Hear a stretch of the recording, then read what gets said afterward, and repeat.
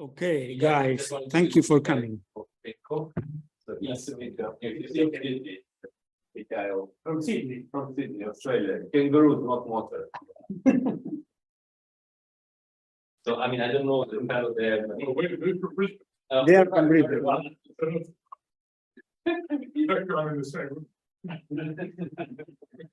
So we have a majority from our atmosphere right now. So, and so, yeah, we happen, I mean, we feel as well, the party, to give a talk. Then it's just informal, so he introduce himself and then we go to that. Thank you. Thank you guys for coming. I am Guillermo Abramson from the Statistical and Interdisciplinary Division of Centro Atómico Bariloche in Argentina.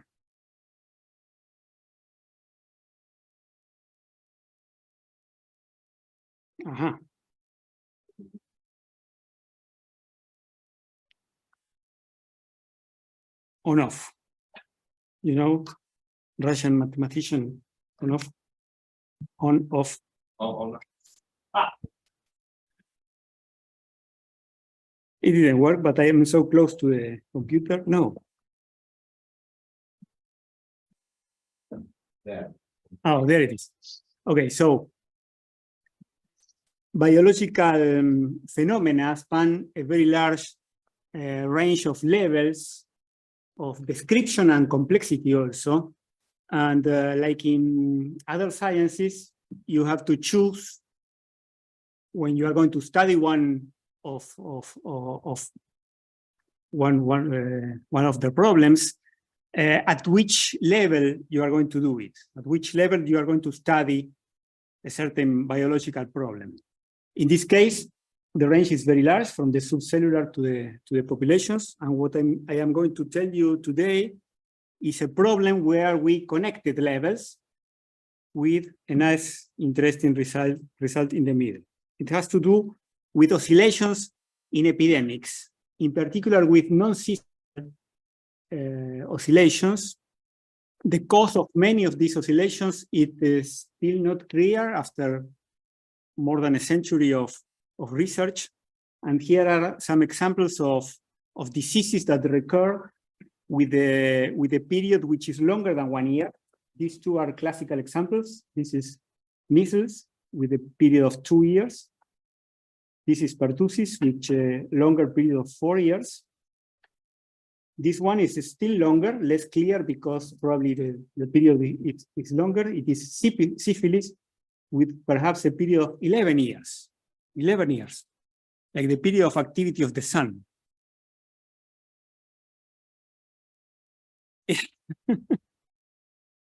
And this one is a disease which is usually assumed to be of period 1 year, seasonal, which is influenza, but observe that the peaks shift from week 25 to week 35 in even and odd years.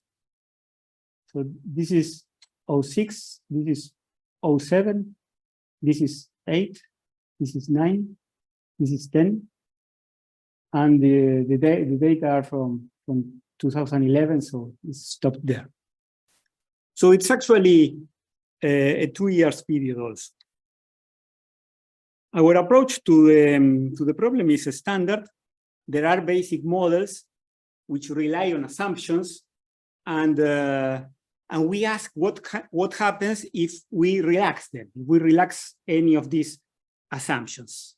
In the basic epidemic models, these are the typical assumptions that you make. For example, that populations are well mixed, or that populations are unstructured.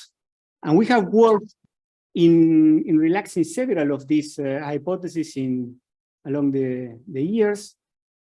For example, this one, that contagion and recovery happen at constant rates. They are usually taken as the inverse of the typical times.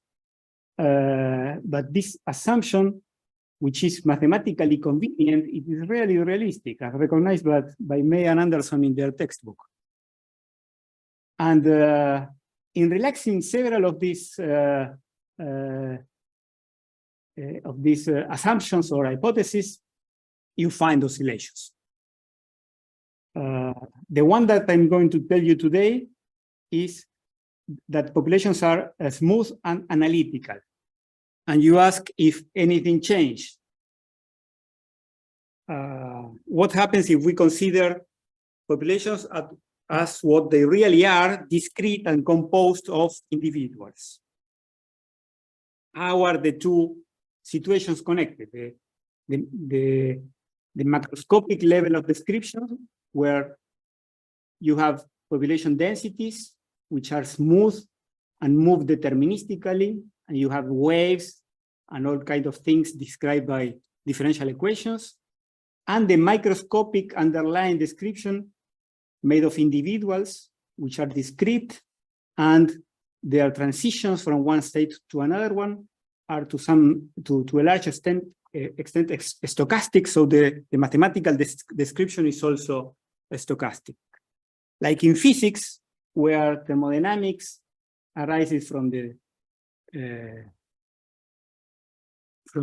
random motions of molecules, we believe that the two are connected. That's why I draw these arrows pointing upwards from here. And as in physics, the connection can be done with the tool of statistical mechanics, which in addition give you the possibility to describe at the mesoscopic level the fluctuations that affect the dynamics of the macroscopic description and the phenomena that can be observed at the macroscopic level. It is also interesting to mention that since this process of going from the individual description to the macroscopic description involves this connection involves averaging, which is integration or summation, and since there is more than one way of obtaining a number by adding two other numbers, there is a kind of degeneracy here in the sense that more than one microscopic model can correspond to the same macroscopic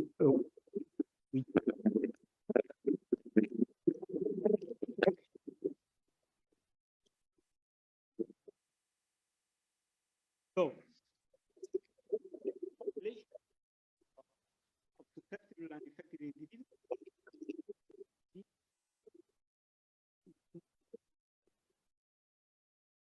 epidemic system can be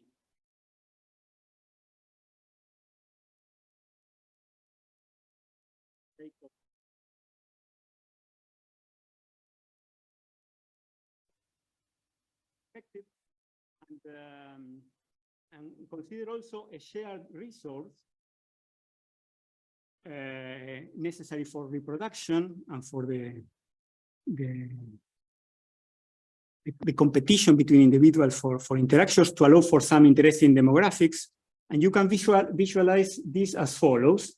Imagine that these resources are these slots, which can be space, for example, but not necessarily. It can be any resource that the individuals need. I will not think of them as space. It could be space, but not necessarily. So you need a slot to place an individual, either susceptible or infected.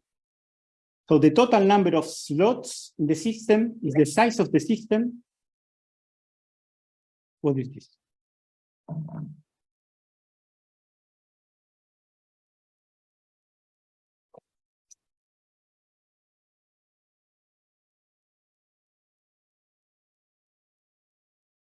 Can I kill it?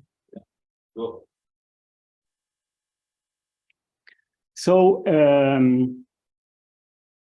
the size of the system is the total number of slots, which is the sum of susceptibles plus infected plus empty.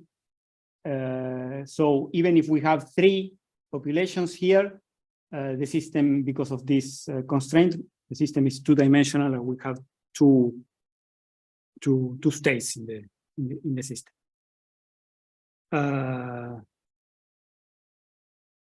So we can formulate the dynamics as chemical reactions or reactions, which I kind of think of them as chemical reactions. For example, death is where an individual frees the slot that it is occupying, so the susceptible becomes empty, and the infected correspondingly becomes empty. This is the death of individuals, freeing up the resource for occupation. The contagion is the interaction of two individuals, one susceptible and one infected, and the susceptible becoming infected. So at the end, you have two infected individuals. And then you have, for example, birth, for which you need an empty slot to put the offspring. And the reproduction can happen from susceptible as well as from infected individuals. And the offspring of the infected can be either susceptible or infected, which is called the vertical transmission. Different diseases have different behaviors in this regard. And of course, you can also have, this is a kind of indirect competition because the resources, the empty slots are shared by the population. So it's a kind of indirect competition between the individuals in the system, but of course you could also have a direct competition and an interaction where one of them is removed from the system as a result of the interaction with the other one. There are several possibilities, and you end up with one free slot. We are not going to use all of them. I am not going to use the direct competition nor the vertical transmission because they are not necessary to have an interesting dynamics and results. So before going into the equations, let me show how a stochastic simulation of the system look like.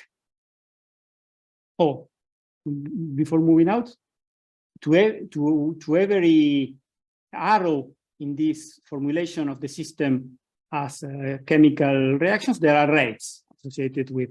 So there's a birth from susceptible, birth from infected, which are susceptible, etc. Death rates and contagion rates. So every choose of rates gives you a model of the system. These graphs show the dynamics of the same model, so the same choice of parameters for different values of omega, which is the size of the system, from very large systems to a very small one. The fluctuating lines, which are the black and the red, are single realizations of the dynamics. And you see that for large systems, they are rather smooth, and they are more fluctuating for intermediate size and very strongly fluctuating for the very small system as expected. The blue and the magenta lines are averages of 100 or 1,000 realizations, 100 in this case and thousands in these cases. And you see that they more or less follow the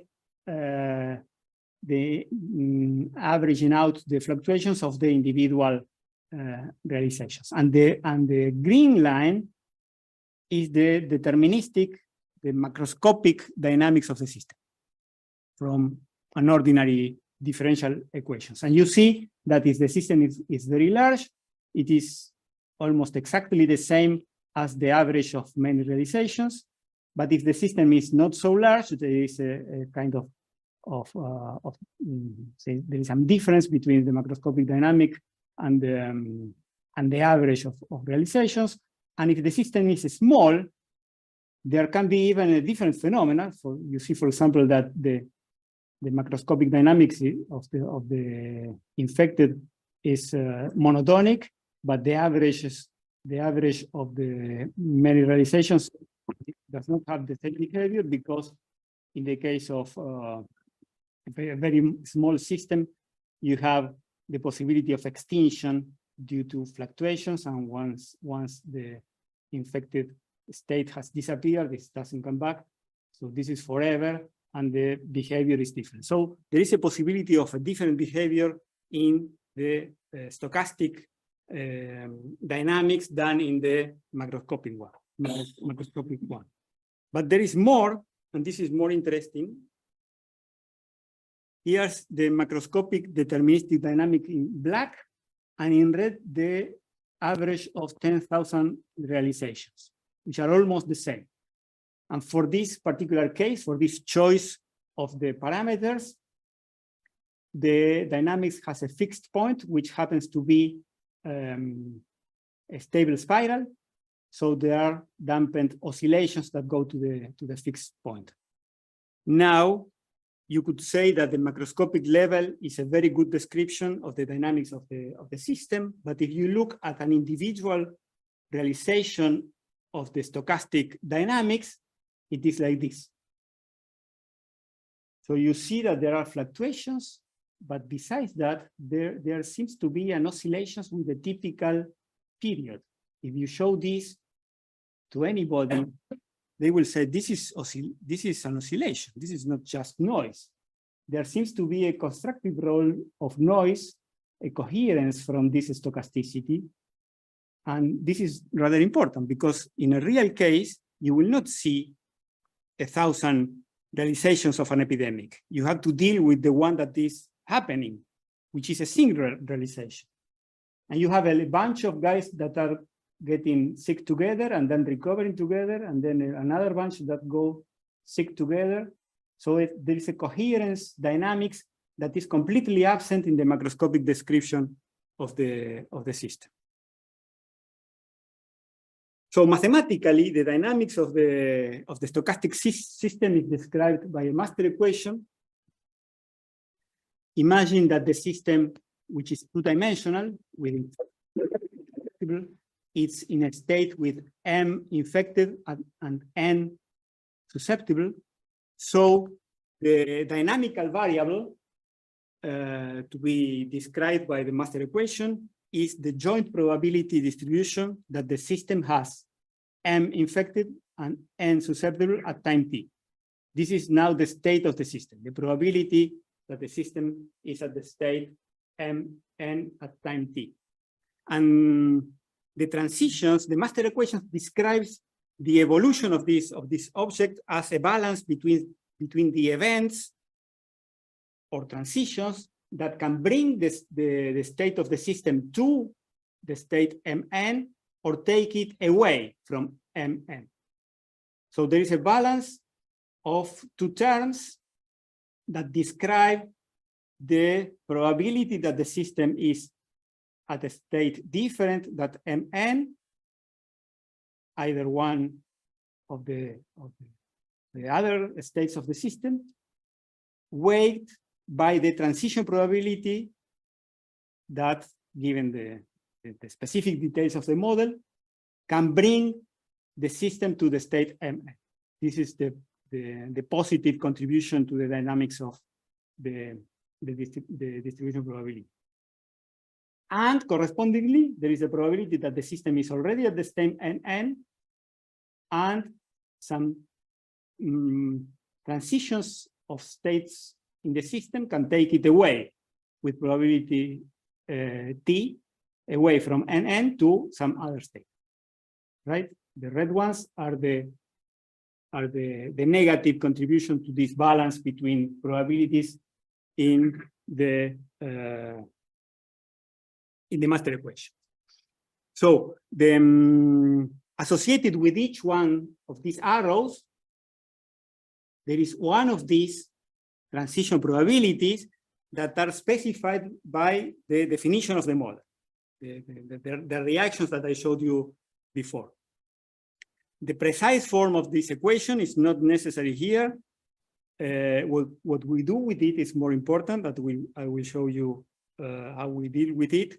But of course, there is a hidden slide because I know that Luca will want to see the master equation at the end.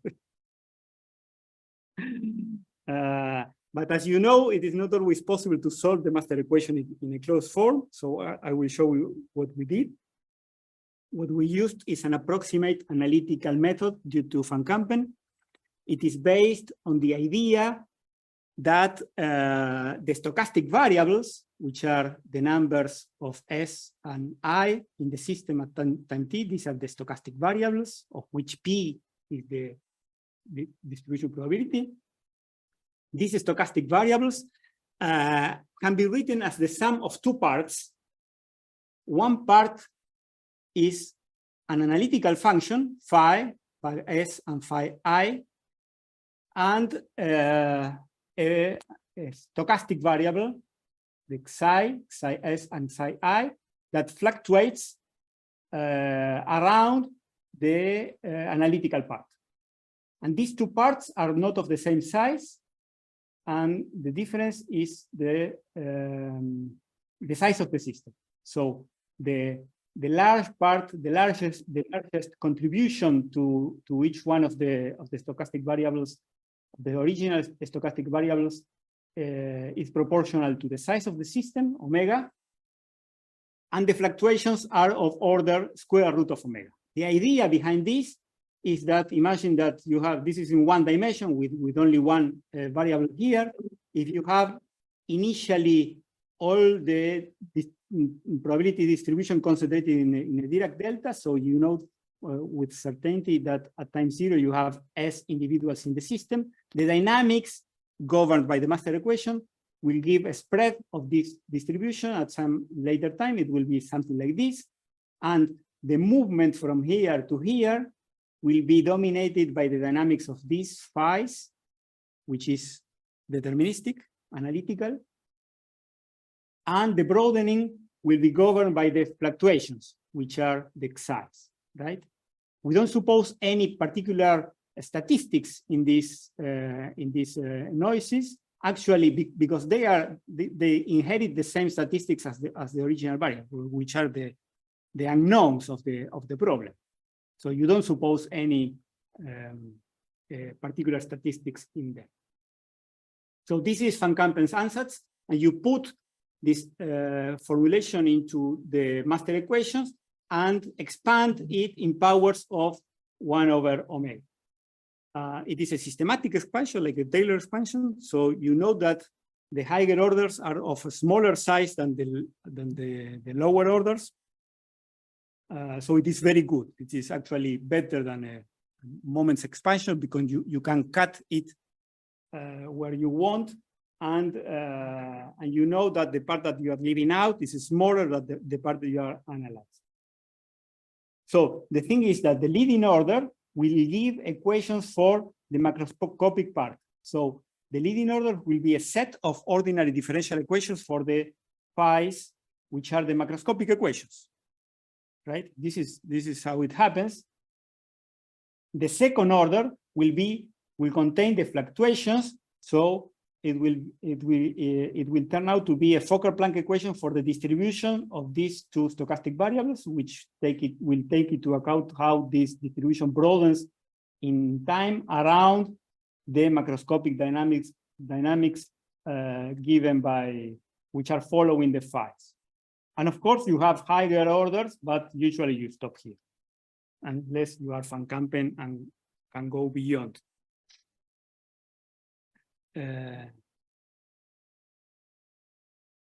What comes next? Okay, so let me show you what these things look like. The first order, which are the deterministic macroscopic equations, look like this. They are a set of ordinary differential equations. On the right-hand side, you have some terms which are functions of the macroscopic variables phi S and phi I, and these t's are determined by the details of the model.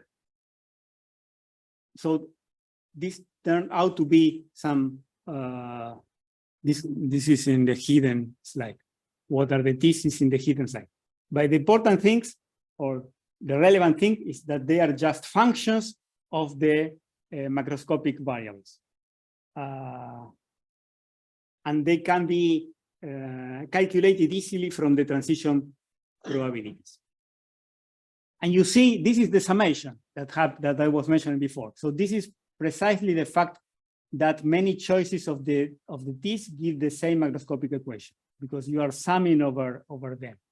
So this is Tom and Jerry and Itchy and Scratchy representing the same biological system. So this is a system of two ordinary differential equations. They have an equilibrium, and the linear stability of the equilibrium is determined by determinant and trace because it's two-dimensional. The determinant and trace can be easily calculated from some, these are some constants defined also by the transition probabilities, like the TIs. This is also easily calculated. And there is a way to combine trace and determinant in a single parameter epsilon, which will be relevant in what is coming, that says that if it's smaller than 2, if epsilon is smaller than 2, there is a spiral,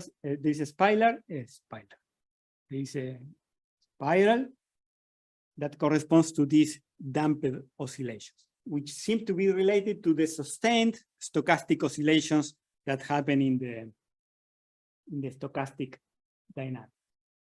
The following order, this is the epsilon that I just mentioned, the following order turns out to be a Fokker-Planck equation for the probability distribution function that I'm calling here capital Pi of the stochastic part of the susceptible and infected population, the Xi-S and Xi-I. So this is a single equation, a PDE, which is called a linear Fokker-Planck equation, where again, these functions can be calculated from both the transition probabilities and the solution of the macroscopic equation. So these coefficients depend on time through the solutions of the macroscopic equation. But since you already solved that, you plug them here and you have the dynamics of the fluctuations around the macroscopic variable. They are always time dependent because the phi of t appear in them. But I'm not going to solve them because I want to analyze this feature of oscillations. So a way to do that is to Fourier transform and analyze the power of the Fourier spectrum to see if there are peaks with characteristic frequencies, and that is easier to make or to do in the equivalent Langevin equations, equivalent to the Fokker-Planck formulation. So this is a conversion where these new parameters, these are also numbers, these are constants that are defined by the rates and the transition probability. So, yeah. Yes.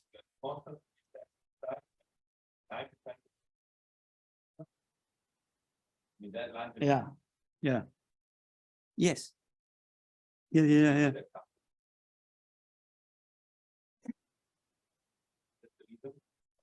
I don't remember on the top of my head, but single. No, but it does. I don't remember exactly how, but yeah, probably that. Yeah. It's a thing that's explained in Van Kampen's book.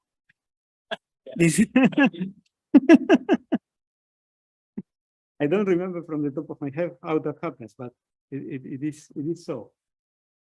So now in the Langevin equation, since this is a linear Fokker-Planck equation, these two noises are Gaussian noises of zero mean and with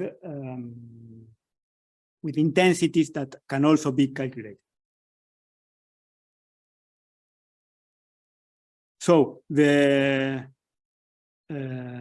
model parameters, the rates and such, define how to calculate these all the constants that appear here, and also the statistics of the noises that appear in the Langevin equation through their intensities, the diffusion coefficients, if you wish.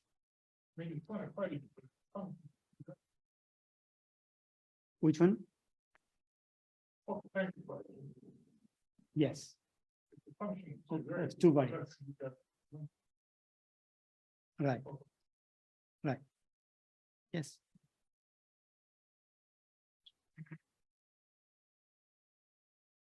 So the power space, you Fourier transform the Langeron equations, and you can calculate analytically the power spectrum. And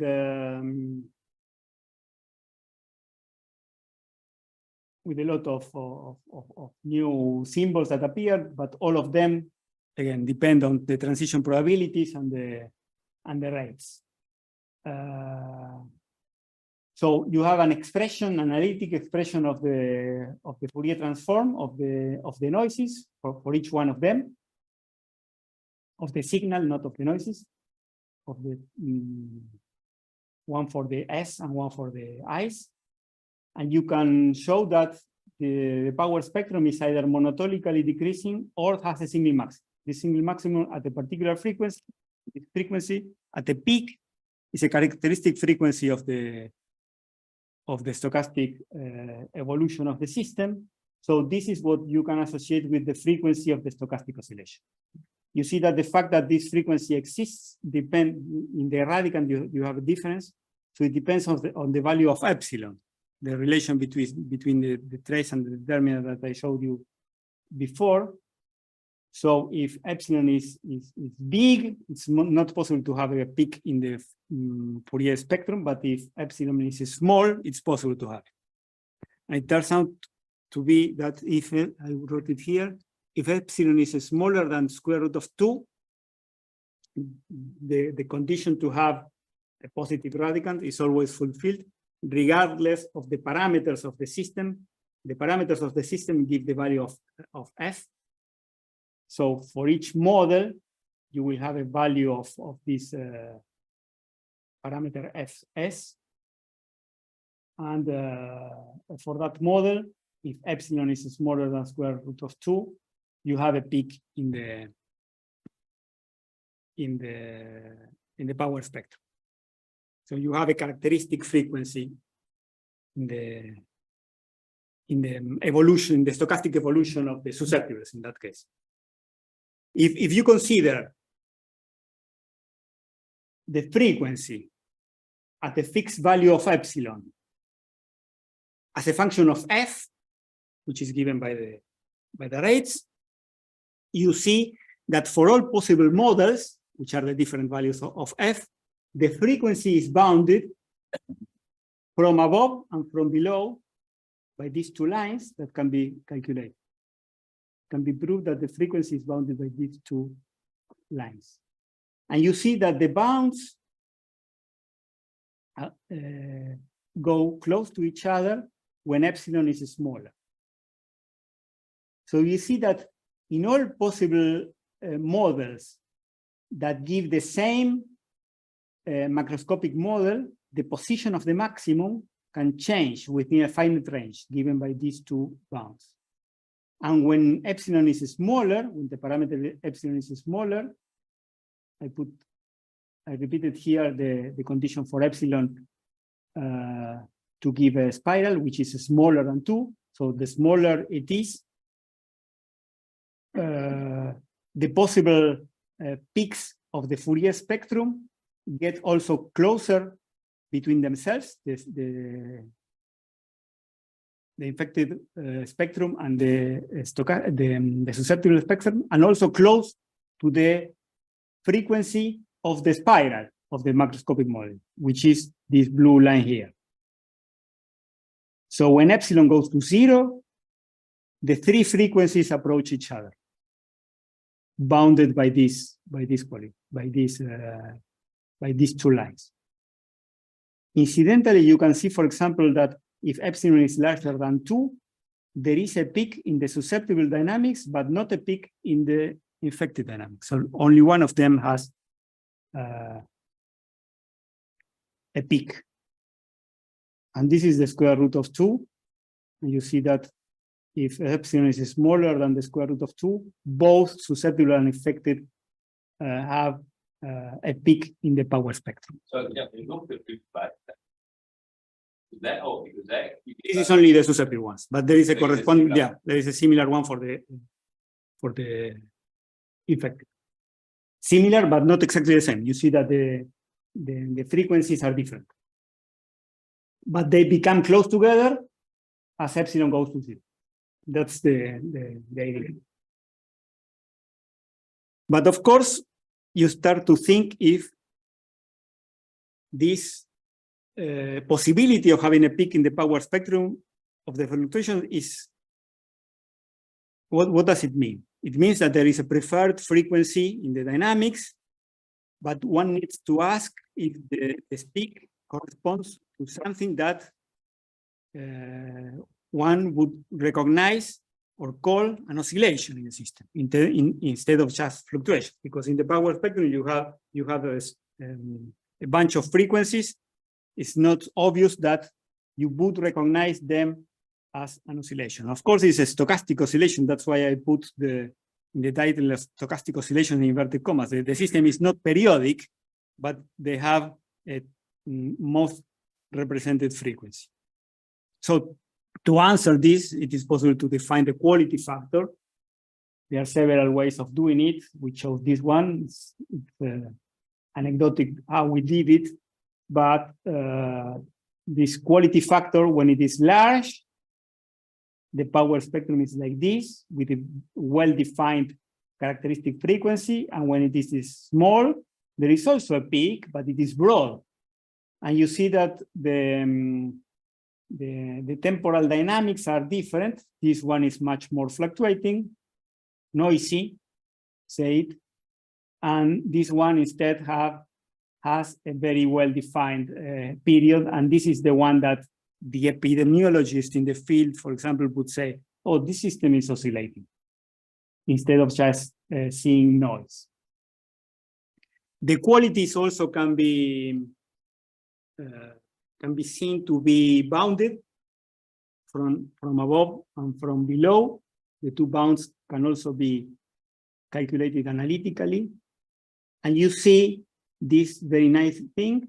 It is amazing how they come together very closely together, the two bounds. The upper bound is simple an hyperbola, 2 over epsilon. So you see that the quality can be large. The quality is in the vertical axis. So the quality can be, this is an upper bound that goes up.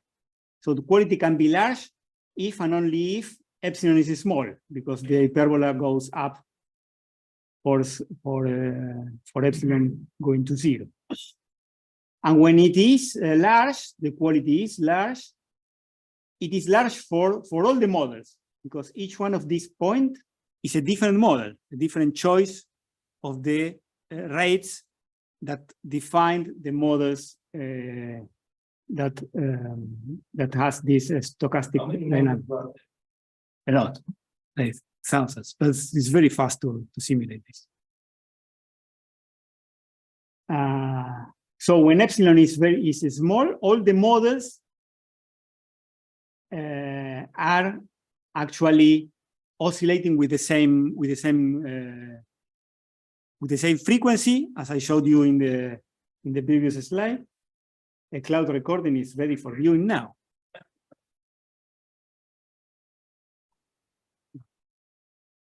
So all the models are oscillating, all the models are fluctuating with the same characteristic frequency, and this fluctuation is also of good quality to be called an oscillation, a stochastic oscillation of the system. This happens when epsilon is small, say smaller than 1, for example. And remember that characteristic frequency is also the frequency of the damped oscillation of the macroscopic system.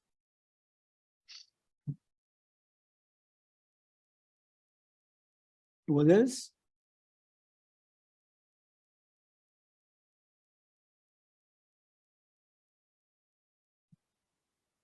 I wrote this, and I don't remember what it was, but if I wrote them, probably it's important. So for small epsilon, the evolution will look oscillatory. It was I was saying, and one can see one can be sure that the frequencies of the stochastic oscillations will be very close to the deterministic ones, as I mentioned. For large epsilon, the quality will be small. Therefore, it does not really matter if the frequencies of both populations are close, because they don't really correspond to oscillations. So if epsilon if epsilon is larger than 1, for example, then the frequencies, the characteristic frequency is still there, but the quality is so small that the dynamic is, nobody would call this oscillatory. It is just noise. And one final thing, because let me show you how the spectra depend on the system size, because the Van Kampen expansion converges for omega going to infinity. So it is a thing that will work if omega is large. We left off everything beyond the second term in the expansion. So how good is the result for a finite sequence when you get only the first two terms in the expansion, which Van Kampen called the linear noise approximation. So here is the analytical spectrum, which is the thick black line, this one. This is the analytic for the susceptibles, I think. And the colored ones are the power spectrum computed from simulation, from a single simulation of the system for different system sizes. And you see that the large ones with 5,000 slots, remember that this size of the system is kind of a carrying capacity, because it's the maximum number of individuals that you can put in the system. So for the maximum number, because some slots are free from dying. So it's like actually from the ecological point of view, it's like a carrying capacity. So the size of the system, the actual population, will be always smaller than omega. So for a few thousands, you see that the power spectrum of the simulations are very close. There is a black one fluctuating there. The red one is 2,000. Then the green one is a little different. Then the blue and the cyan ones, which are a few hundreds. Actually, the peak is higher. I never understood why. It's higher than the analytical calculation, but then for very small systems, you start to see the departure from the analytic. So the linear noise approximation is actually very good, because this is a rather small system. So if this is the maximum number of individuals that you can possibly have in the population, the actual number will be a few tens of individuals.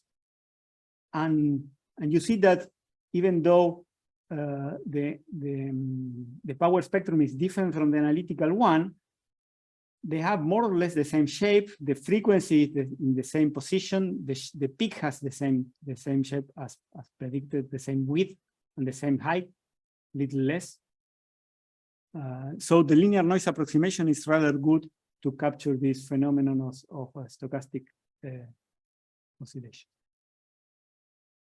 So to conclude, I wrote several of them. The ones that I like best are the first two ones, because they are more general.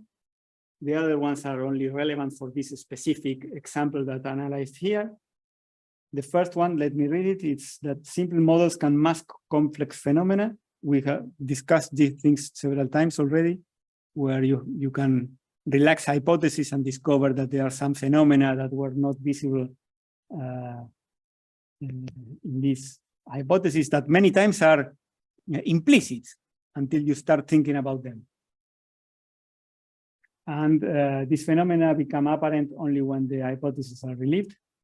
And the second one is the one that I like best, is the constructive role that noise can play in some relevant phenomena. And the other ones are only relevant for this specific case, so I'm not going to go through them. So that's it. Thank you very much.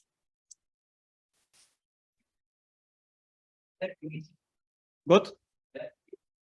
This is in Bariloche, of course.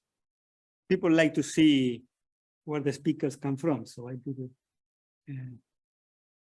So, yeah, but I have a question. So, can you understand the generality of, not because you have to show me the master, but you're talking about many different models. So, you're changing the actual structure of the model, not just the parameters. No, it's only the parameters. Each one of the dots is a different value of a parameter, defining these transitions. So they are different models in some sense. Unless I put zeros, because zeros will give you that some of these arrows are not present, are not actually present in the system. The parameters tell you how important the different arrows here are with respect to each other. In that sense, they are different models. For example, different diseases. So, and the other question is that, so you have SI, suppose if you have an SIR, so how much more complicated it becomes? Yeah. For this, you need a lot of paper. White papers. No, Nice. Yeah. So now, besides you have the E, so you feel the E in some sense? No. Because they are constrained by the omega, no? So it's just 2 dimensions.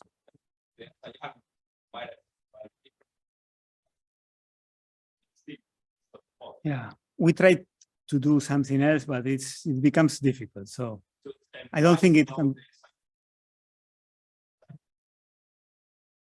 Ah, you mean without the E's? Yeah, instead of the E. So is that exactly the same or? No, you need one more dimension because you will have that with the constant population without demographics. So S plus I plus R constant equal to omega. Yeah. In that case, it could be possible. Why? There won't be any interest in demographics.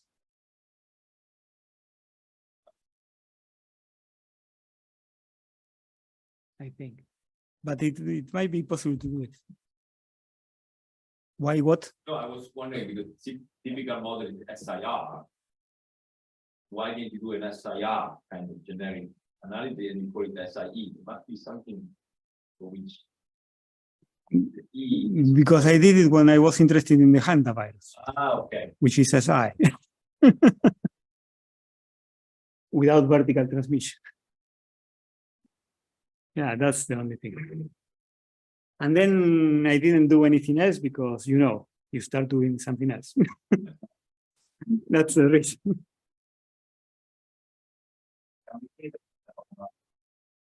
I thought that Luca was going to ask me. So what happens when N and M get to 0 in your bracket? So yeah, I assume it's not enough.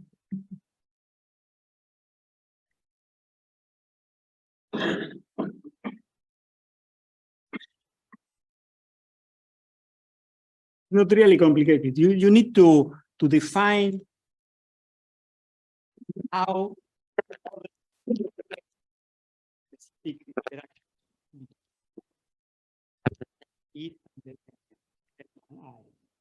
you just compute the transition probabilities.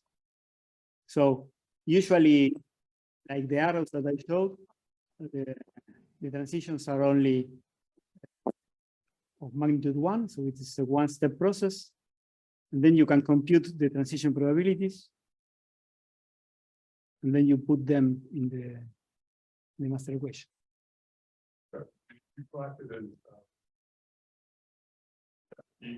order the M and the N in some way.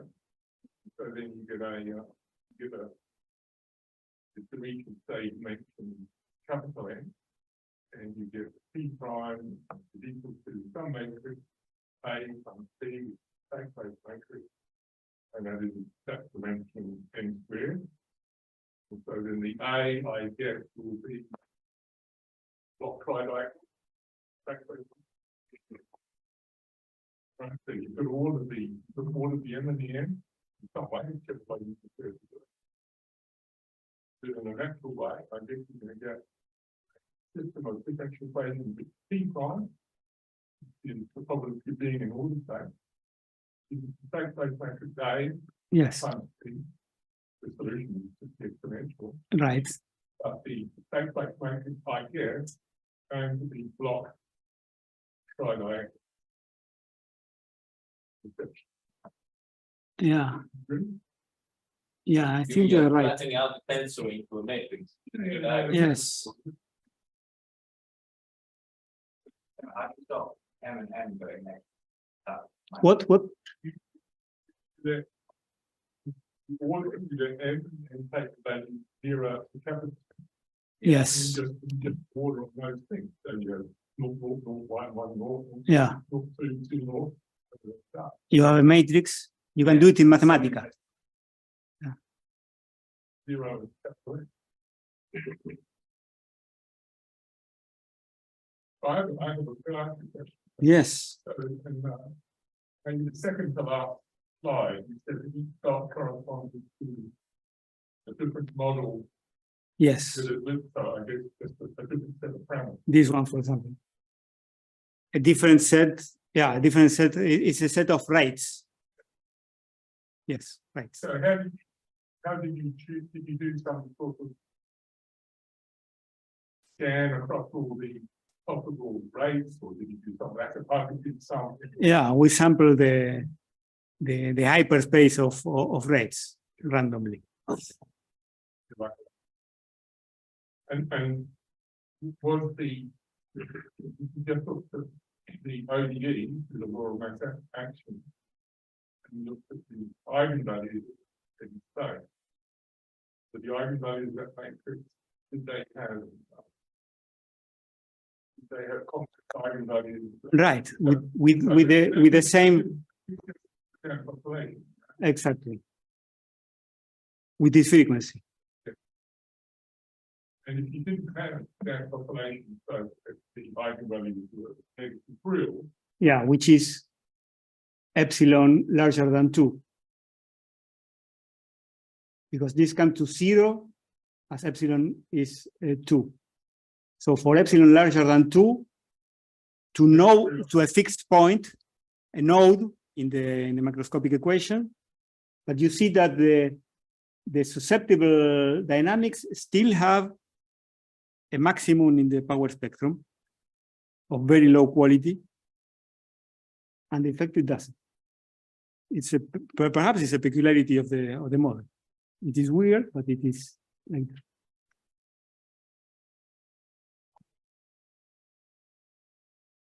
For all these values of epsilon, the macroscopic dynamics is a node, goes to a node without a characteristic frequency.